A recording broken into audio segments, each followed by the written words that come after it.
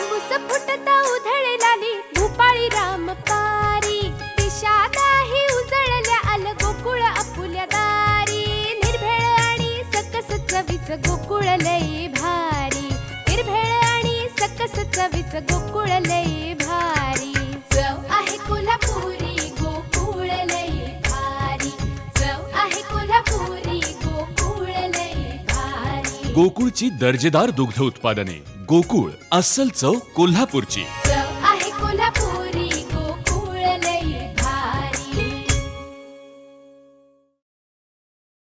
मराठा समाजाच्या नावानं राजकारण करून राणेंनी अनेक पदं उपभोगली अशी टीका आमदार वैभव नाईक यांनी केली आहे. पाहूयात. खरं तर ज्यांच्या मनामध्ये मराठा समाजाबद्दल काय प्रतिमा आहे ही त्या ऑडिओ क्लिपमध्ये दिसून आलेली आहे.